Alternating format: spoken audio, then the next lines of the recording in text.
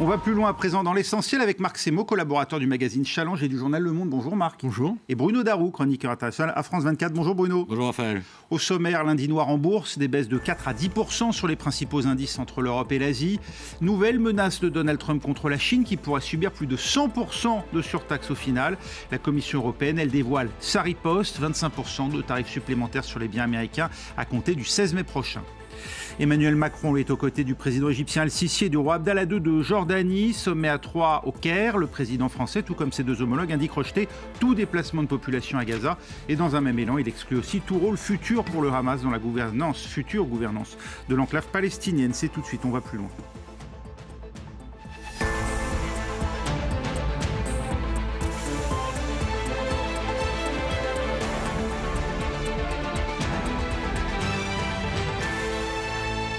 C'est la panique sur les marchés. On ignore si le relèvement brutal et massif des tarifs douaniers américains aura un quelconque effet bénéfique à long terme sur l'économie des États-Unis, car après tout, c'est là quand même le seul but recherché. Ce qui est sûr, en tout cas, Donald Trump aura déclenché un krach boursier planétaire. Pour quel résultat? Voyez les images commentées par Alexandre Guin pour France 2. À l'ouverture ce matin, l'inquiétude se lit sur les visages à Francfort. La bourse Davis, moins 10%. Et à Paris aussi, moins 6%. En Asie, les marchés ont vu rouge toute la journée. Scène de panique en Corée du Sud. Ces passants à Tokyo marquent le pas, devant la chute des indices. À Shanghai et Hong Kong, forte baisse aussi après la riposte chinoise aux droits de douane ce week-end. Les secousses d'un lundi noir, avec des actionnaires qui vendent en masse. Ce gestionnaire d'actifs financiers à Paris scrute avec attention les cours, minute par minute. Ça montre bien une grande fébrilité des investisseurs qui n'ont pas aujourd'hui la réponse à ces droits de douane. Ils ne savent pas à quel niveau ils vont être fixés et quel impact ça pourra avoir et sur la croissance économique et sur l'inflation partout dans le monde. Acte 1 de la guerre commerciale lancée par Donald Trump qui ne semble pas prêt d'infléchir sa politique. Hier à bord d'Air Force One, le président assume les conséquences des droits de douane. Je ne veux pas que les choses se dégradent, mais parfois vous devez prendre des médicaments pour corriger quelque chose. Nous avons été si maltraités par d'autres pays, parce que nous avons eu des dirigeants stupides qui ont permis que cela se produise. À ce stade, selon la Maison-Blanche, une cinquantaine de pays ont pris contact pour négocier. À partir de mercredi, le plan de Donald Trump entrera dans une nouvelle phase. Plusieurs dizaines de pays se verront appliquer des droits de douane supplémentaires, dont les États membres de l'Union européenne. Alors est-il encore possible d'éviter un krach boursier cette semaine? Aucune certitude pour le moment. Les experts sont partagés. Pour l'heure, en tout cas, les principaux indices ont tous perdu en 3 séances, plus ou moins un dixième de leur valeur et effacé tous les gains depuis novembre à l'élection du candidat républicain censé porter un grand vent de baisse d'impôts et de libéralisation, du moins le croyait-il. Qu'à cela ne tienne, Donald Trump, lui, n'entend pas changer de politique. Il l'a tweeté avant le nouveau plongeon à l'ouverture de Wall Street, interpellant les investisseurs en ces termes. Ne soyez pas faibles, ne soyez pas stupides, soyez forts, courageux et patients, et la grandeur sera au rendez-vous. Marc Sémon, on assiste à une rupture entre Trump et les milieux d'affaires qui l'ont pour partie quand même porté au pouvoir. C'est peut-être prématuré pour le dire, mais c'est probable. Disons, le bloc trumpien qui a gagné l'élection, c'était 3 composantes. C'était une composante populiste forte, une composante aussi évangéliste, d'une droite chrétienne, en grande partie évangéliste, mais aussi catholique, dont J.D. Vance comme catholique est révélateur, et puis la high-tech et la Silicon Valley.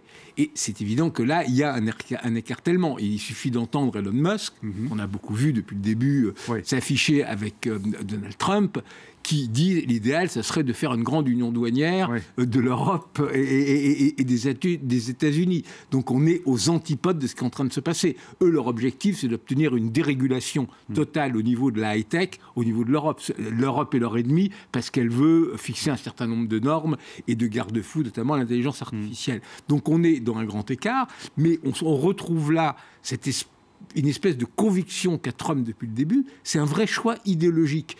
Trump, étrangement d'ailleurs, colle à ce président qui était en grande partie oublié, William McKinley, qui avait été à la fois le début d'un néo-impérialisme américain avec la guerre contre l'Espagne, Guam, où ils ont récupéré Guam, Hawaï, les Philippines, Cuba, etc. Et un protectionniste XXL, on l'appelait le Napoléon du protectionnisme. Mais lui, juste avant d'être assassiné d'ailleurs, il disait « ça a été une erreur ». Donc on ne comprend même pas pourquoi ça avait été un échec total. Trump déteste les losers.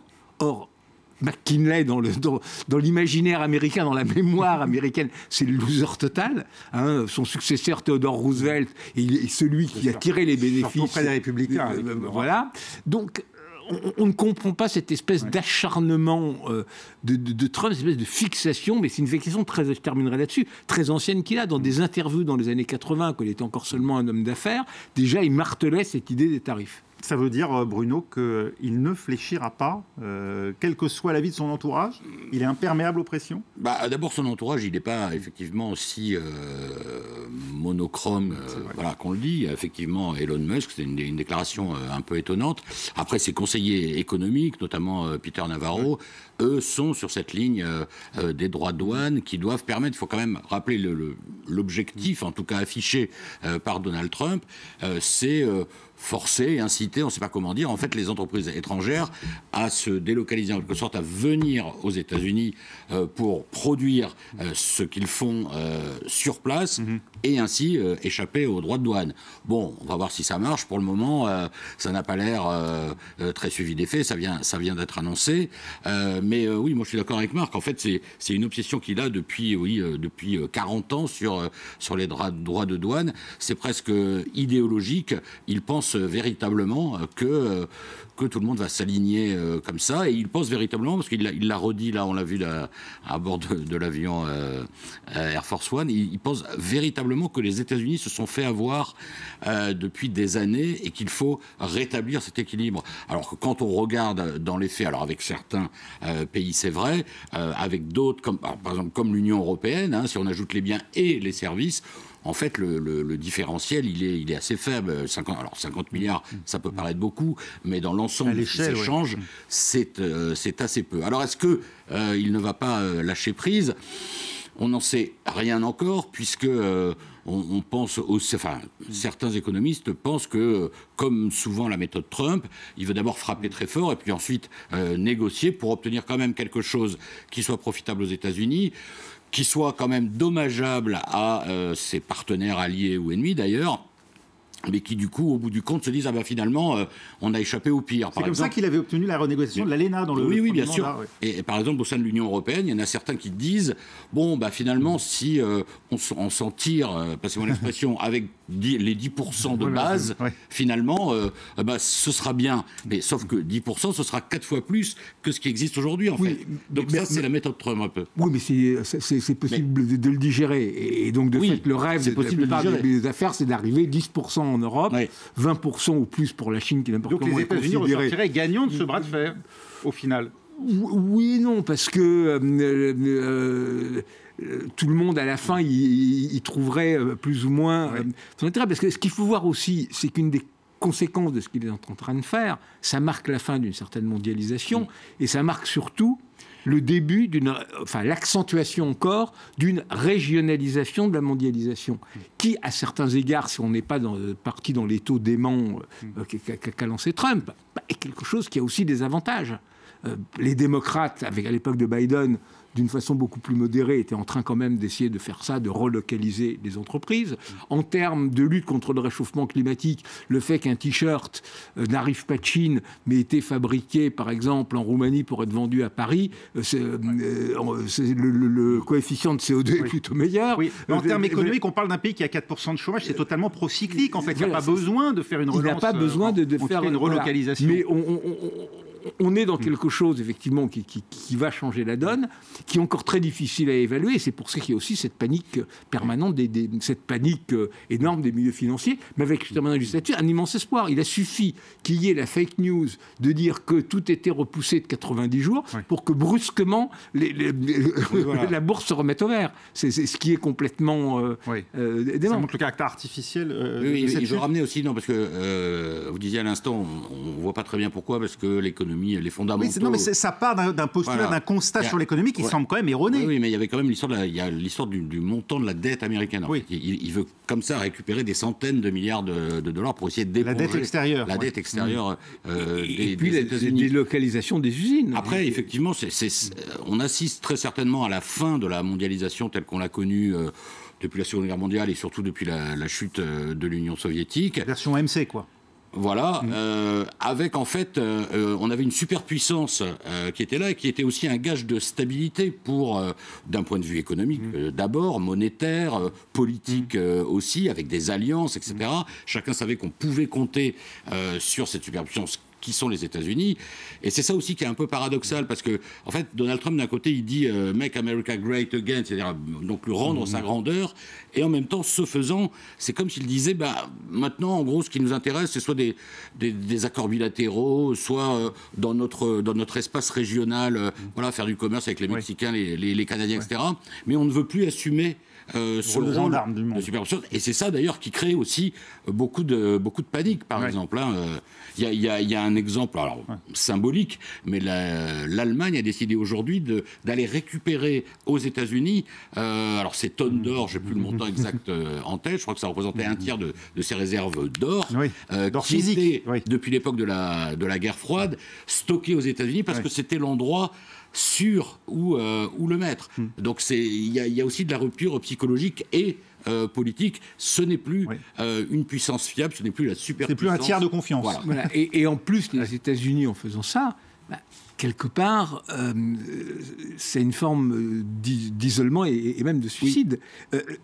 Ce qu'il faut voir, c'est ce que disait Bruno, ils sont en train de démotiser en fait leur capacité, le rôle d'étalon en fait. Parce que les États-Unis, c'est 13% des importations mondiales, ce qui est finalement assez peu.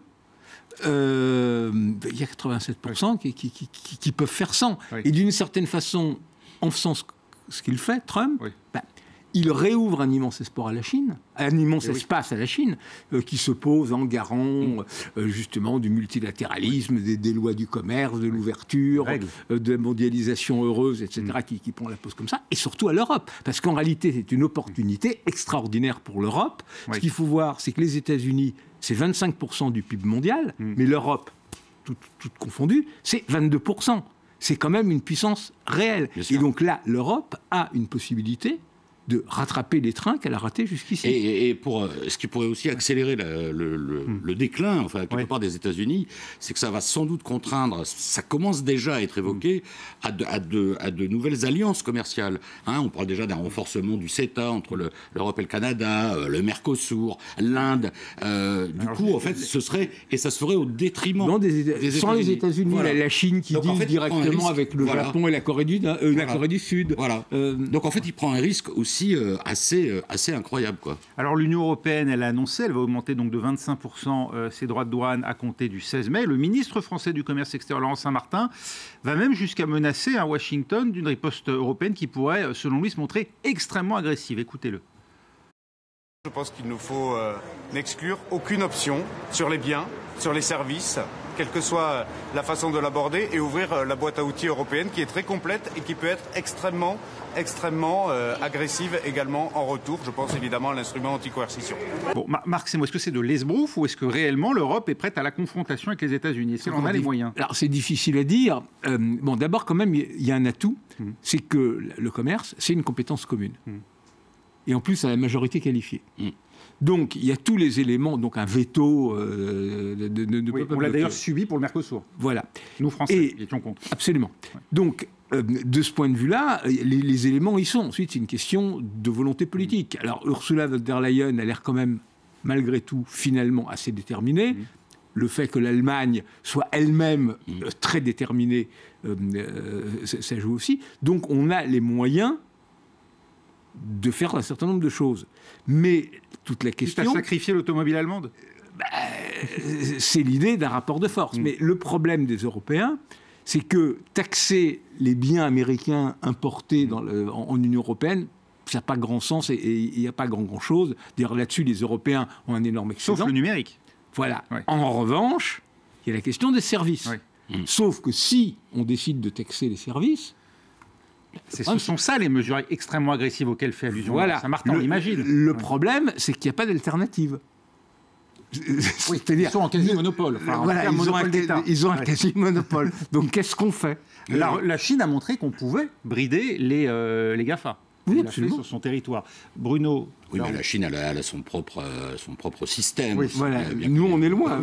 Voilà, on en est très loin. C'est l'occasion de faire vite, mais bon. Non, en fait, l'Union européenne, ils sont en train de préparer une réponse à la fois ferme, mais aussi ils essayent d'être intelligents, agiles, etc. Donc, effectivement, ils brandissent la menace sur les services. Ils taxent un peu ce qui doit être taxé, mais je crois d'ailleurs que ce qui va entrer en vigueur le 16 mai, ça concerne l'augmentation sur l'acier et l'aluminium, qui était déjà, en fait, déjà. Là, l'Europe fourbit ses armes pour la suite. Voilà. Et Ursula von der Leyen a dit, oui, mais pourquoi pas finalement discuter de droits à zéro concernant les biens industriels, justement, entre l'Europe et les États-Unis. C'est-à-dire, en fait, les Européens se disent, de toute façon, Trump, il aime toujours négocier. Donc, si sur une partie de ces produits-là, on lui propose une zone de libre-échange, alors c'est un peu dans la même veine que ce que dit Elon Musk. Musk, c'est plus vaste et ça concerne... évidemment, au premier chef, les services. Enfin, il y a aussi Tesla, évidemment. Mais voilà, l'Europe essaye d'adopter une réponse à la fois diverse et se dit, effectivement, on ne peut pas simplement faire de la contre-attaque sur les droits de douane, parce qu'au bout d'un moment, là, ça va vraiment entraîner un risque d'inflation, de récession, et toutes les conséquences qui s'en suivent. Ça va nous pousser, nous Français aussi, peut-être à revoir notre méfiance intuitive vis-à-vis des accords de libre-échange dans lesquels l'Europe nous entraîne, si tant est que cela demain peut nous permettre de nous sauver d'une certaine manière d'une dépendance aux États-Unis, entre autres. Vous évoquiez le Mercosur, vous évoquiez le CETA. Les Français sont extrêmement réticents, ils n'en veulent pas. Est-ce que demain on peut consentir effectivement cette délégation de fait d'ailleurs aujourd'hui à la Commission? Il serait temps qu'on comprenne qu'il y a cette réalité du monde et que les agriculteurs français n'en veulent pas, par exemple. Et que c'est le moment de se trouver de nouveaux amis. Oui.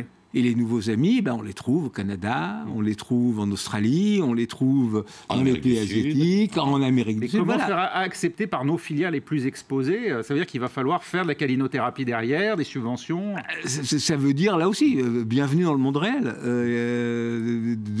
de voir ce qu'on avait refusé de voir pour le Mercosur, etc. Après, oui, on dit qu'on change d'époque, mondialisation, c'est sans doute vrai, mais il faut quand même rappeler que ça va quand même être très compliqué, que ça peut avoir des tas d'effets pervers, parce qu'aujourd'hui, un même bien, par exemple, peut être produit, raffiné, machin, dans 7 ou 8 pays. Une voiture fait 20 fois le trajet de la frontière Canada-Mexique. Hein, voilà. Donc ça devient très compliqué avec les droits de douane, puisqu'à chaque fois, un composant qui passe telle frontière, boum, tant de pourcents de droits de douane. Ensuite, il va à l'Union européenne, boum, avant de repartir aux États-Unis. Vous voyez, donc ça risque potentiellement d'avoir des effets désastreux pour certains secteurs. Ouais. Et ils sont hyper mondialisés. Et pour le consommateur au final. Et au final pour le consommateur. Sur un tout autre dossier à présent, le Proche-Orient, Donald Trump qui voudrait bien voir les Palestiniens de la bande de Gaza trouver asile chez les voisins arabes de la région, en Égypte et en Jordanie. Non, lui a répondu Emmanuel Macron aux côtés du président égyptien El-Sisi et du roi Abdallah II de Jordanie à l'occasion d'un sommet à 3 ce lundi au Caire. Le président français, tout comme ses deux homologues, indique rejeter tout déplacement de population à Gaza et dans un même élan à exclure aussi tout rôle futur pour le Hamas dans la gouvernance de l'enclave palestinienne. Les images commentées par Florent Rodeau. Emmanuel Macron reçu en grande pompe par le maréchal Al-Sisi. Au Caire, le président français est venu s'opposer au déplacement forcé des 2,5 millions de Palestiniens de Gaza. Avec son homologue égyptien, il est sur la même ligne. Le plan de la Ligue arabe pour Gaza est le bon, pas celui de Donald Trump. Nous nous opposons fermement au déplacement de population et à toute annexion de Gaza comme de la Cisjordanie. Il s'agirait d'une violation du droit international, d'une menace grave pour la sécurité de toute la région, y compris celle d'Israël. Emmanuel Macron estime aussi que le Hamas ne peut plus avoir de rôle dans la gouvernance du territoire de Gaza. Les autres priorités ont-elles été définies par le président égyptien ? Nous avons mis l'accent sur la nécessité de retourner à un cessez-le-feu immédiat, de permettre l'entrée de l'aide humanitaire de façon urgente et de libérer les otages. Rejoints ensuite par le roi Abdallah de Jordanie pour des discussions à trois, les deux dirigeants se rendront ensemble mardi non loin de la frontière de Gaza, où l'aide humanitaire est bloquée depuis la reprise des combats dans l'enclave palestinienne.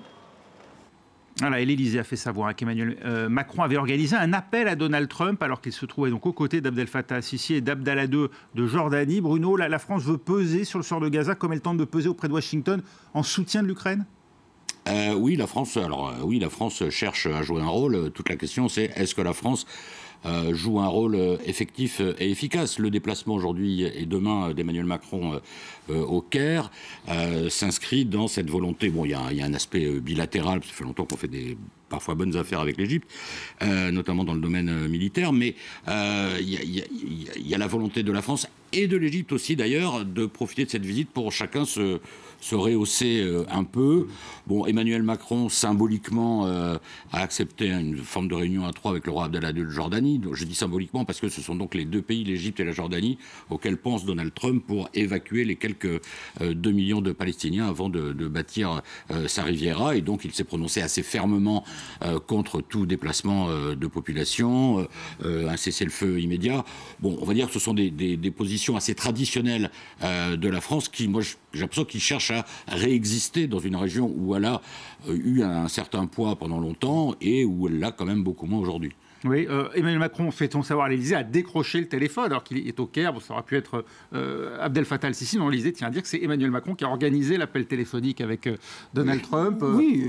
Bon, c'est une diplomatie de témoignage, c'est une diplomatie d'intermédiaire. C'est bien de rappeler un certain nombre de fondamentaux. Et parmi ces fondamentaux, il y a effectivement la nécessité de reprendre le cessez-le-feu, mais surtout le refus de toute expulsion forcée de population, mais aussi, et ça tu l'avais souligné, le fait qu'il est hors de question que le Hamas soit associé à la gouvernance de Gaza. Parce que le vrai enjeu maintenant, c'est le retour de l'autorité palestinienne à Gaza, et de quel cadre on peut construire pour que cette relève politique, qui est un premier pas pour une future solution à deux États. D'ailleurs, il devrait y avoir une réunion organisée à New York en juin, je crois, ou en mai, en juin, par le prince Mohammed Ben Salman, le prince héritier saoudien, et Emmanuel Macron pour la solution à deux États, parce qu'il n'y a que ça qui permettra de sortir de la guerre. Mais, à raison, le président français a souligné que cela veut dire d'abord aussi un renforcement des questions de sécurité pour que cette idée des deux États vivant côte à côte sans être une menace l'un pour l'autre puisse devenir réalité. Donc oui, c'est très bien de le rappeler. Il y a juste un dernier point. L'Union européenne est le principal bénéficiaire des exportations israéliennes. Le premier partenaire commercial d'Israël, et l'Union européenne est le premier donateur à l'autorité palestinienne. Donc il est aberrant, et c'est pourtant le cas, que l'Union européenne et la France, elle aussi, jusqu'ici, n'aient joué et ne jouent depuis des années qu'un rôle tout à fait marginal dans les crises au Moyen-Orient. Sauf qu'on a là 3 acteurs virtuels aujourd'hui, parce qu'aucun des 3 n'a pris sur ce qui se passe à Gaza au moment où nous parlons. Je pense quand même que, y compris la France, mais enfin déjà l'Égypte et la Jordanie ont clairement fait savoir qu'ils étaient totalement contre l'expulsion de population. Oui, mais l'offensive israélienne, la personne aujourd'hui n'a les moyens d'y mettre un terme, de stopper la main d'Israël. Ah oui, non, ça bien sûr. Et je pense que Donald Trump et Benjamin Netanyahu vont en discuter en ce moment même à Washington, puisque le Premier ministre israélien est reçu. Mais après, tout ce qui est dit, effectivement, on sent que la France, elle cherche avec cette réunion au mois de juin à relancer la solution politique.